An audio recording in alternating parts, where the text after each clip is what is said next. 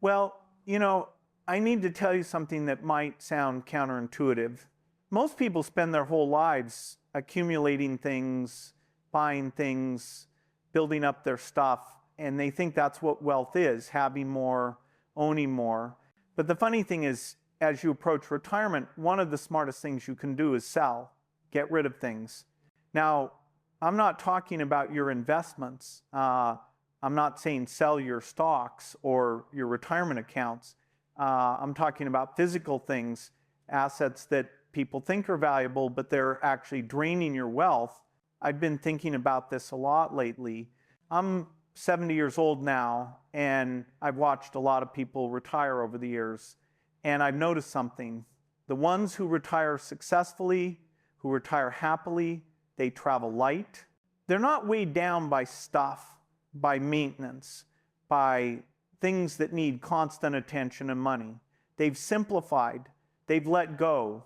And let me tell you, in my own life, after stepping back from Microsoft and focusing on the Gates Foundation, I've seen how letting go of complications allows you to pour your energy into what really matters, like solving big global problems, spending time with family, or just enjoying the freedom to think deeply. I've always tried to live simply, even with all the success.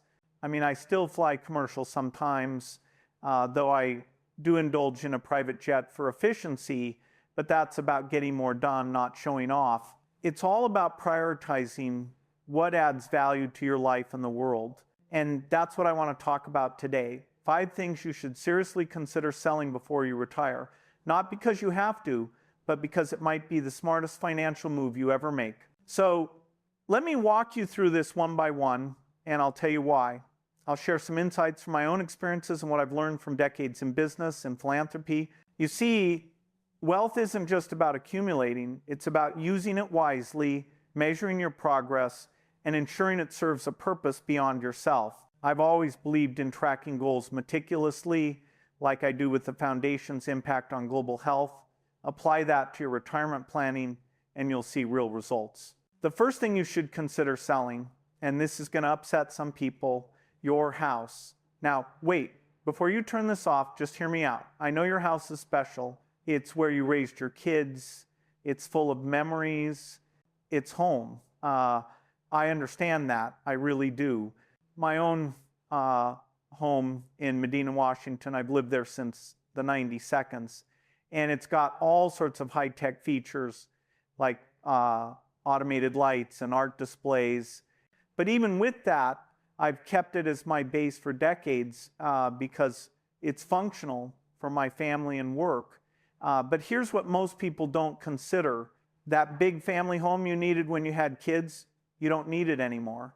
The kids are gone, you're rattling around in all that space, and it's costing you a fortune. Property taxes, maintenance, utilities, insurance, repairs. A 3,000 or 4,000 square foot house that can cost you $20,000, $30,000, even $50,000 a year just to maintain. And for what?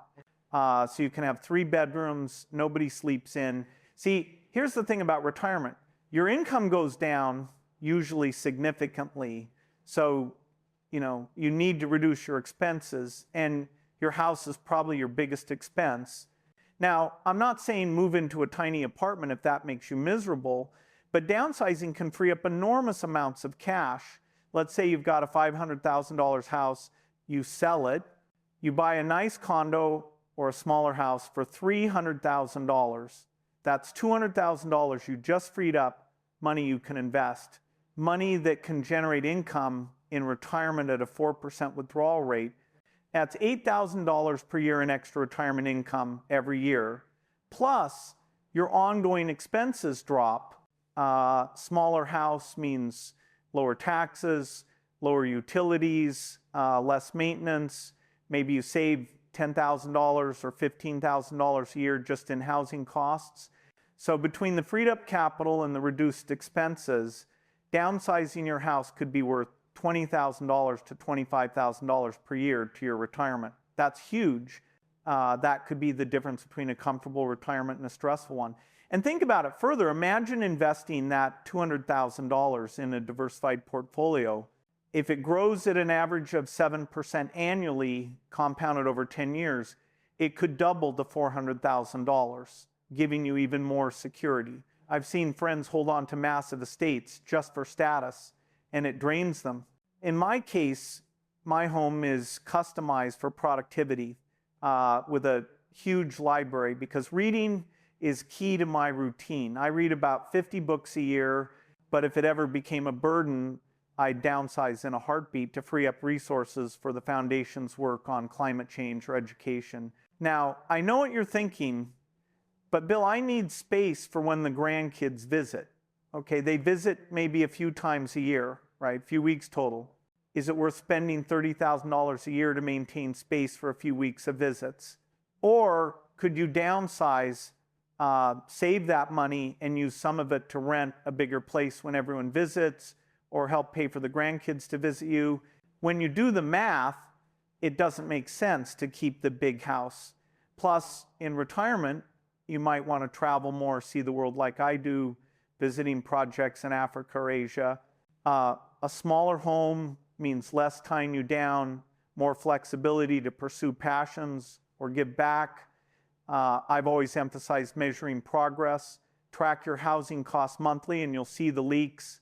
Now, I'm not saying everyone should sell. If you're emotionally attached and you can comfortably afford it, fine. But if money's tight, if you're worried about retirement income, selling that big house should be at the top of your list. And remember, paying off debts like mortgages early can be smart. I've advised paying off credit cards in full to avoid interest eating away at your wealth. Apply that discipline here. The second thing you should consider selling, and this one's easier, your extra cars. How many cars do you really need in retirement? One, maybe two if you're a couple, but I see retirees with 3, 4 cars, a sedan for daily driving, an SUV for trips, a sports car for fun, a truck for, I don't know, just in case. And each one of those cars is costing you money. Insurance, registration, maintenance, depreciation. Even if the cars are paid off, they're not free. They're costing you several $1,000s a year. And here's the thing, in retirement, you're not commuting anymore, you're not driving as much, you don't need all those vehicles. So here's what I do. Keep one reliable car, maybe two if you both drive separately a lot, sell the rest. Take that money, could be $20,000, $30,000, $50,000, depending on what you're selling, and invest it. And use the money you save on insurance and maintenance, invest that too. Every little bit helps in retirement. For example, if you sell a $30,000 car and invest at 5%, that's $1,500 a year in passive income, enough for a nice vacation or donations to causes you care about. Now, I've collected some nice cars over the years, like my Porsches. I bought my first one after Microsoft went public, a 911 that I still love, but I've learned to keep it focused on what really matters. I don't have a fleet of Lamborghinis or yachts. Those are wastes. People ask me, Bill, why don't you have an even bigger collection of exotic cars? You can afford it. And I say, because I don't need them. A car gets me from point A to point B. That's all it needs to do. Everything beyond that, it's just ego, it's status, it's wasted money. And in retirement, you can't afford to waste money on ego. Instead, I splurge on things that enhance productivity, like books or travel for learning. My daily routine includes exercise on a treadmill while watching educational videos. Efficiency is key. Selling extra cars fits that. Simplify to focus on health, relationships, and impact. I've always prioritized family time. With fewer possessions, you have more mental space for that. The third thing to sell, and this one might surprise you, your vacation home. Now, I know the lake house, the ski cabin, the beach condo, It's been in the family for years. The kids love it. You have so many memories there. But here's what I want you to think about. How often do you actually use it? Be honest. Most people use their vacation home maybe 4 to 6 weeks a year, maybe less. And the rest of the time, it's sitting empty, but you're still paying for it. Property taxes, insurance, utilities, maintenance, HOA fees, maybe. A vacation home can easily cost you $10,000 to $20,000 a year, sometimes more. So let's do the math. If you use it 6 weeks a year, that's 42 days. You're paying $10,000 to $20,000 for 42 days of use. That's $240 to $480 per day. You could stay in a really nice hotel for that or rent a vacation home when you want one. And here's the other thing. That vacation home, it's probably worth a lot of money that's locked up, not working for you, not generating income. If you sold it, let's say it's worth $300,000, you could invest that money at 4%. That's $12,000 per year in investment income, more than enough to rent a vacation home for several weeks a year, anywhere you want. Expand that. If invested in a mix of stocks and bonds growing at 6% over 15 years, it could grow to over $700,000, providing even more for your later years or legacy. And you don't have to maintain it. You don't have to worry about it. You don't have to pay taxes on it. Plus, you have flexibility. One year you go to the beach. Next year you go to the mountains. The year after maybe Europe. You're not stuck going to the same place every year just because you own property there. I've traveled extensively for the foundation, seeing firsthand how flexibility allows you to adapt, whether it's responding to a health crisis or just exploring new ideas. Now, I understand the emotional attachment. I really do. But in retirement, cash flow is king. And that vacation home, it's eating your cash flow. So consider selling, take the money, invest it, and rent when you want a vacation. You'll probably end up traveling more, not less. And with that extra cash, you could even fund experiences that give back, like volunteering abroad or supporting local communities, something I've found incredibly fulfilling. The fourth thing to sell, and this one's important, individual stocks that you're holding for emotional reasons. Now, I love stocks. I've made my fortune in stocks, but I'm talking about something specific here.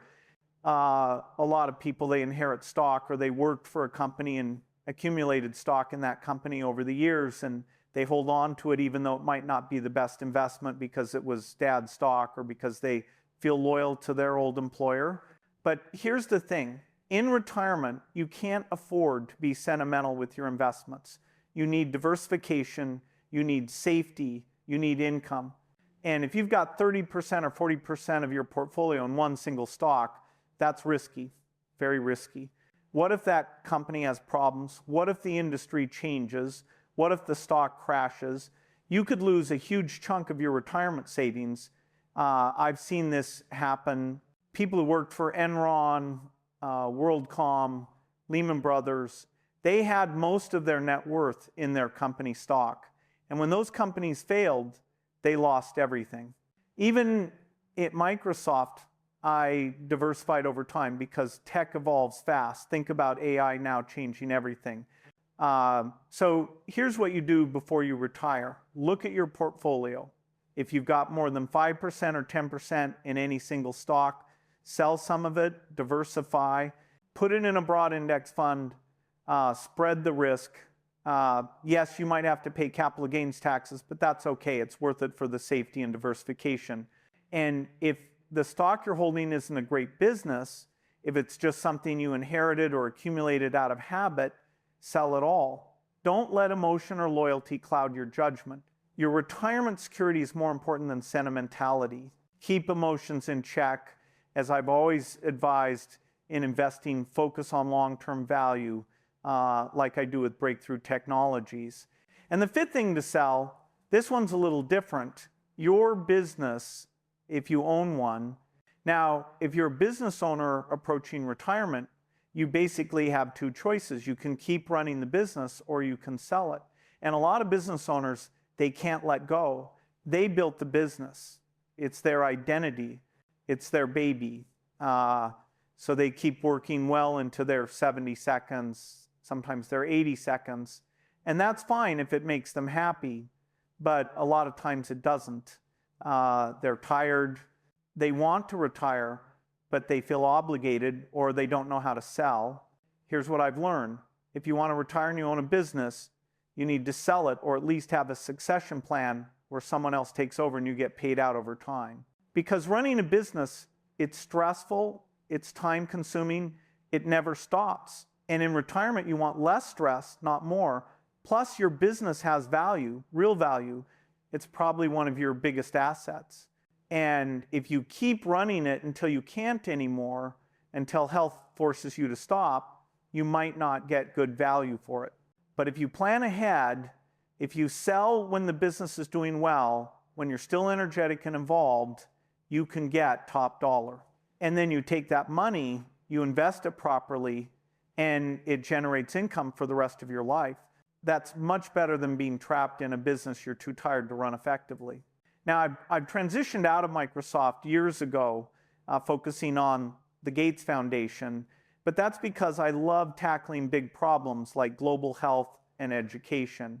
I'm not looking to retire fully. Retirement sounds awful to me. I want to keep working like my friend Warren, maybe for another 20 years. But if I wanted to step back even more, I'd make sure there was a clear succession plan, clear leadership, and I'd transition out because holding on too long hurts everyone. In fact, when I left Microsoft, it was about handing over to capable people like Satya Nadella, who took it to new heights. That's the smart way. Free yourself to pursue new passions. So if you own a business and retirement is on the horizon, start planning now. Talk to business brokers, get valuations, understand your options, and when the time is right, let go. Education is key here. Read up on succession planning, just as I read voraciously to stay sharp. Now, let me pull this all together. These 5 things, the big house, extra cars, vacation homes, concentrated stock positions, your business, they all have something in common. They tie up capital, they create expenses, they require attention and maintenance. And in retirement, you want the opposite. You want liquid assets, you want passive income, you want simplicity. See, the goal of retirement isn't to have the most stuff, it's to have the most freedom. Freedom to do what you want, go where you want, spend time with who you want, and stuff. All this stuff, it weighs you down. Every extra house, every extra car, every complicated investment, that's something you have to manage, something you have to worry about. But if you sell these things, if you convert them into simple income-producing investments, suddenly your life gets easier, your expenses go down, your income goes up, and you can actually enjoy retirement instead of spending all your time and money maintaining things you don't really need. Let me give you an example. I know a couple, they were both in their early 60 seconds. They had a big house worth about $600,000. They had 3 cars, a vacation condo, and the husband owned a small business. On paper, they were worth over $2 million, but they were stressed, couldn't afford to retire. Why? Because all their wealth was tied up in stuff, and that stuff was expensive to maintain. So I talked to them and I said, look, you need to simplify. They sold the big house, bought a nice condo for $300,000, freed up $300,000. They sold 2 of their cars, freed up another $50,000. They sold the vacation condo for $250,000, and the husband sold his business for $600,000. Suddenly, they had over $1, $2 million in liquid investable assets that they didn't have before. They invested it at a 4% withdrawal rate.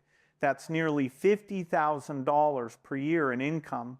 Plus, their ongoing expenses dropped by about $30,000 per year because they weren't maintaining all that stuff anymore. So their financial situation improved by almost $80,000 per year, and they retired happily, comfortably, all because they were willing to let go. Now, imagine if they used part of that for philanthropy, donating to education or health causes. That's what I've done over the past 25 years. The foundation has given away more than $100 billion, and I plan to double that in the next 20, giving away virtually all my wealth. It's not about dying rich, it's about making an impact. Now, I know what some of you are thinking, but Bill, selling means I have to pay capital gains taxes. Yes, maybe, depending what you're selling and how much gain there is. But here's what I want you to understand. Paying taxes on gains, that's not a bad thing. It means you made money. It means the asset appreciated. And yes, you'll pay maybe 15% or 20% in capital gains taxes. But think about what you're getting. Liquidity, simplicity, reduced expenses. Don't let the tax tail wag the investment dog. I've seen people hold on to things they should sell just because they don't want to pay taxes. And you know what? They end up worse off because the thing they're holding, it's costing them money every year, or it's risky, or it's dropped in value. And they would have been better off just paying the taxes and moving on. So don't be penny wise and pound foolish.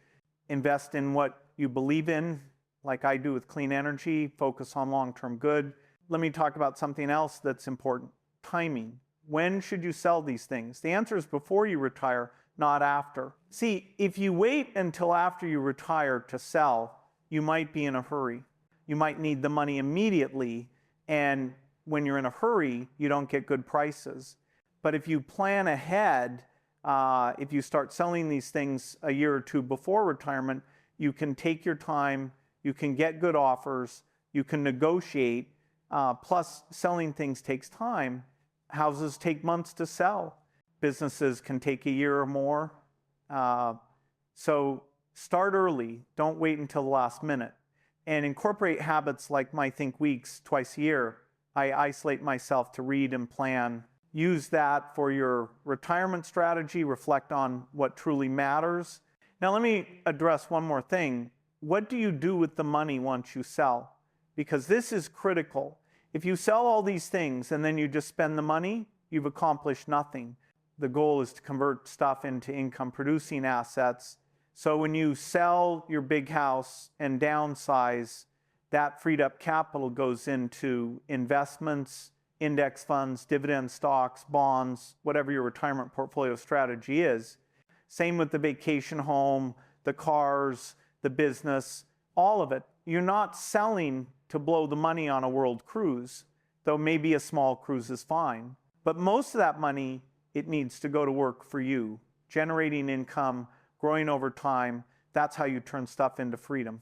And beyond personal gain, consider join the Giving Pledge like Warren and I did, committing to donate half your wealth. It brings purpose. I've found more joy in eradicating diseases than in any possession. Let me tell you something I've observed over the years. The happiest retirees, they're not the ones with the most stuff. They're the ones with the most flexibility, the most cash flow, the most freedom. They can pick up and travel for a month without worrying about who's watching the vacation house. They're not stressed about property taxes or maintenance costs. They're not tied down by obligations and possessions. They're light, they're free, and that's what retirement should be. You spent 40 years accumulating. Now it's time to simplify, sell the excess, convert it to income, and enjoy your freedom. But freedom isn't just leisure, it's about contribution. I live like a university student, focusing on problems I care about, like AI ethics or poverty. Adopt that mindset, read a lot, learn continuously, and use your time wisely. Now, I'm not saying sell everything you own and live like a monk. I'm not saying you can't have nice things or enjoy your money, but be intentional, be strategic. Ask yourself, does this thing add to my life or does it complicate my life? Does it bring me joy or is it just something I'm holding on to out of habit or obligation? And if it's the latter, sell it. Use that money for things that actually improve your retirement. Travel, hobbies, time with family, whatever matters to you. And from my experience, giving to others, whether through philanthropy or helping causes you care about, can bring even more fulfillment than possessions ever could.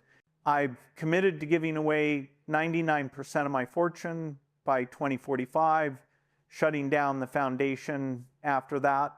Why? Because impact lasts longer than stuff. Start small, volunteer, donate locally, build habits of generosity. Well, I think I've made my point. 5 things to sell before you retire. Your house, downsize. Your extra cars, keep 1 or 2, sell the rest. Your vacation home, convert it to liquid assets. Concentrated stock positions, diversify. Your business, sell or transition out.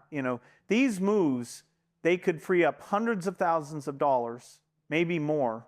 Money that can be invested, money that can generate income, money that can make your retirement comfortable instead of stressful. And beyond the money, you'll simplify your life, less to maintain, less to worry about, more freedom. That's the real wealth in retirement, not how much you have, but how free you are. Add in daily habits for health, exercise, sleep 7 hours, stay hydrated, eat well like I do, and you'll thrive. I've been fortunate in my life. I've accumulated a lot of wealth, but I've never let it weigh me down. I've never let possessions complicate my life. I live simply, focusing on what matters, like solving big problems and giving back through the foundation. And that simplicity, it's given me freedom to focus on what I love, what matters. That's what I want for you in retirement too. Patience is key. Building this takes time, but the rewards are immense. So don't be afraid to let go. Don't hold on to things just because you've always had them. Be willing to sell, to simplify, to lighten your load. Your retirement self will thank you. Well, thank you for listening today. I hope this gives you something to think about, something to plan for, because these decisions, they can make a huge difference in your retirement. The difference between comfortable and stressed, between freedom and burden. So start thinking now, make a plan, and when the time comes, be willing to let go. It's not about having less, it's about having what matters. And in retirement, what matters most is freedom. Good luck out there. And remember, the best things in retirement aren't things at all. They're experiences, relationships, time. Sell the stuff, keep what matters. Thank you. So viewers, take action today, review your possessions, start that selling plan, and unlock your freer retirement. Hit like if this resonated, and subscribe for more insights.